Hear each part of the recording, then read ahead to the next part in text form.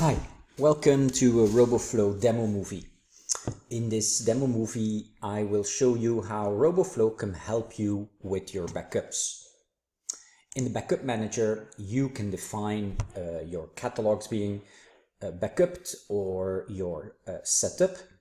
The only problems you sometimes encounter is that the interval does not suit you. For instance, if you are taking a backup every week, then on Sunday, that means that on Monday you have a backup from Sunday, not from the week before. On Tuesday you have one of Sunday, on Wednesday, etc., etc. Imagine that you would want a backup every 4 weeks, then if the backup was taken today, you don't have one of 4 weeks ago, but you have one of today. If you take it on Monday, if you are Monday, then you have one of Sunday, not of 4 weeks ago. It will in 4 weeks take another backup, but it always overwrites the same backup.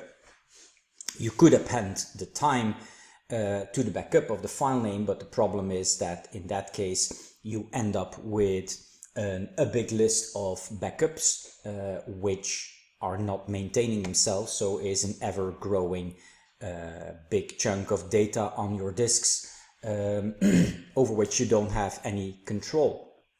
So you either have the choice to have backups overwriting themselves in the interval that you set, or you have to create separate subfolders, create a lot of different backup schedules, and even then some customers don't really like this, or need to go take it a little bit further. Well, in this example, I'm going to show you that imagine that you have a weekly backup and you want to keep this weekly backup for 4 weeks. Then you could do this with Roboflow. What I've done in Roboflow is I have a hot folder workflow. The first thing is that I'm looking into the backup folder where the backups are made, and I'm only picking up the backups, the .boc or the .zips. So those are the two formats coming in there, the bocs being the catalogs, the zips being the configs. Now, then I define that I am going to rename each of the backup files coming in with a new file extension being the year and the week. So that way I can say I have a backup of 2017 week 31, 2017 week 32, etc., etc. That way you can very nicely identify, okay, this particular backup was from that week or that week or that week. To be able to check that, this workflow will also check for any older backups. Since you defined that you only want to keep 4, it will check if there's one older than this, from week 5 or week 6 or week 7. So it will delete those. That's why we have to define here and tell him what interval the backups are, and I do this in days of the month. So I say the interval is 7 days or 1 week. So that's how I do. What is also very important that I define here is hotfolder delete file boolean is an internal variable which is documented in the help that I set to false, because I do not want to delete the file, because as soon as I rename it, it won't be there anyway, and should the rename fail, it should not delete the backup file. You still want the backup file there. So good, this is set up, and so the workflow will find whatever files is in my drop folder. So I have here a folder, and this is my backup folder where I will take in the backups. I don't want him to take a look in subfolders, so I just do no sub. That has no particular meaning, but because I put the exclamation mark, it knows it doesn't have, it only needs to go into any any folder called no sub, and since there is no subfolder called no sub, it won't go in anything. So that's a way to make sure that it only takes the files in the root. I just do that because I have a little test folder here with some examples ready for further down in our test, and I don't want them to look inside that folder. So first of all, my backup runs, for instance, at midnight every day or every week. In this case, every week, and it's configured. This one is to configure. I just took one catalog, could be all catalogs, doesn't matter. And I said on the Sunday it has to, so then you can configure Roboflow to run the next morning and execute that renaming. So right after it has been backed up. And so I say backup now, and if we have a look in the folder, we see that we have a nice backup of the file. It's called .buck.ccf. So as you see, .buck.ccf, so I made a little typo here. The file extension in the workflow is .ccf and not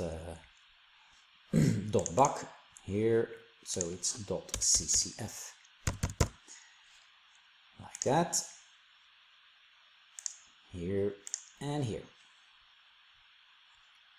And now if I do start of the workflow,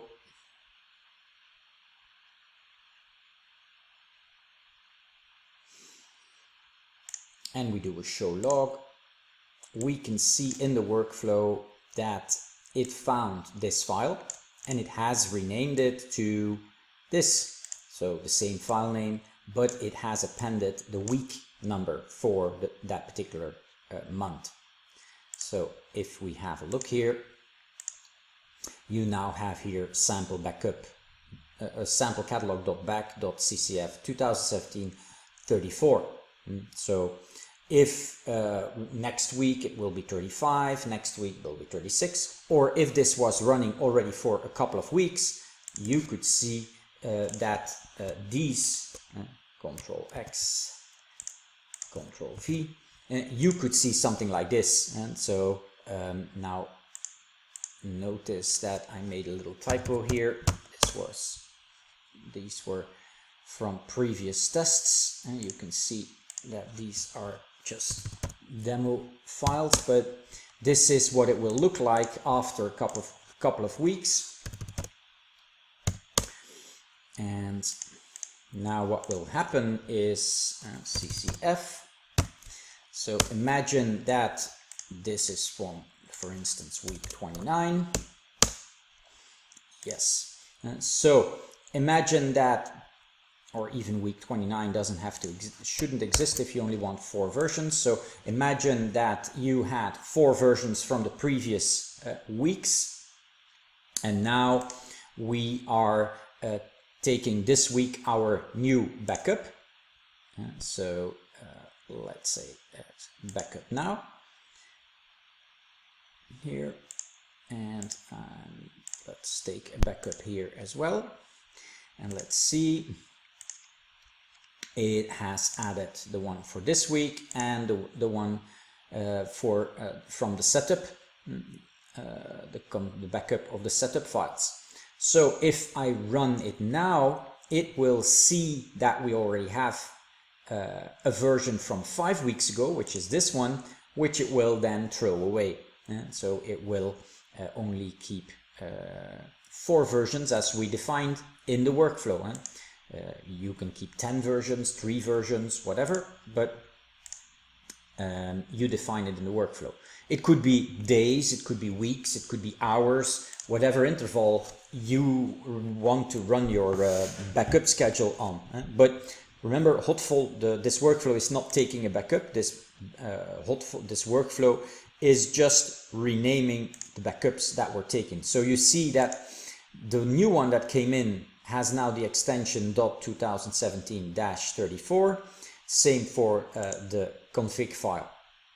So that's how you can have an automatic renaming system doing this. Why am I renaming the suffix of the file? Why am I not prefixing it? Well, that's just keeping it simple, because Roboflow has an easy file filter, which I define to look at only certain formats.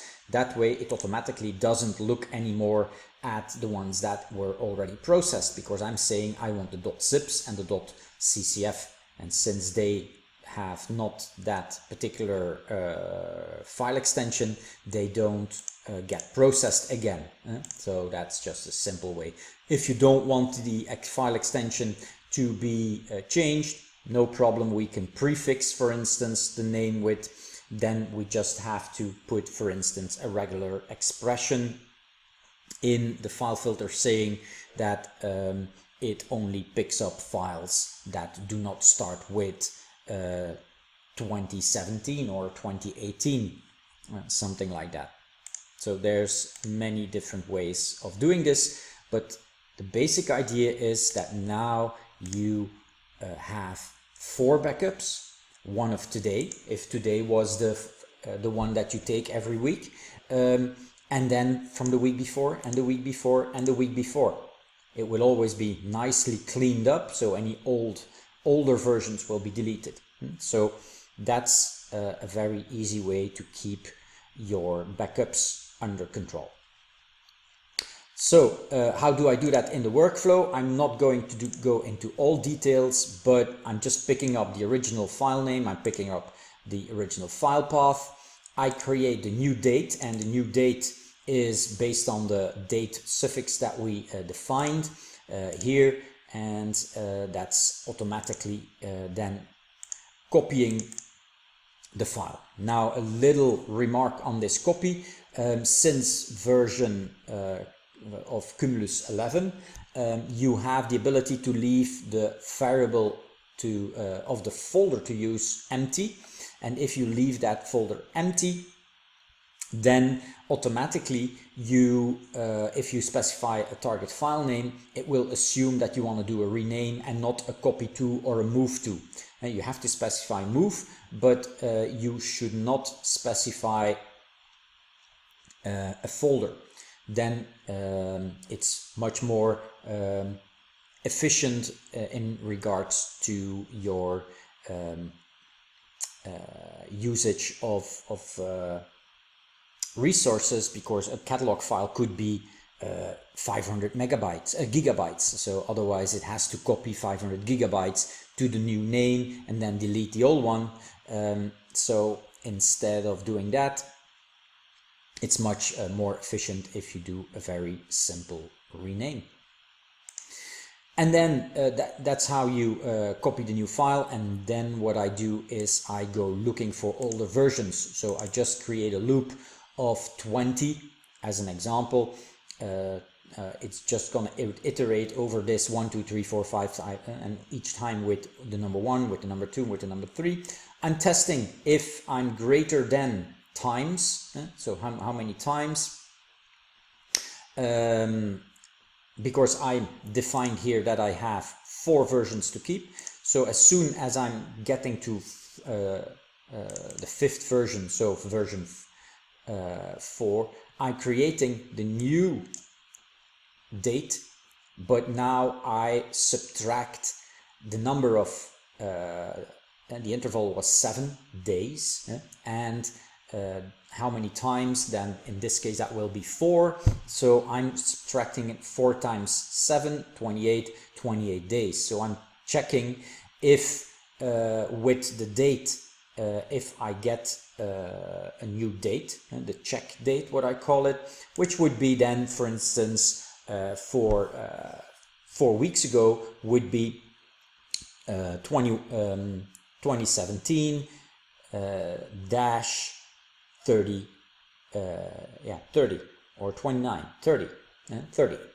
So, and then the week before would be 2017 dash 29, and then 28 and 27. So it checks if these files exist. And if these files exist, it's deleting them. And so that's basically how this workflow works.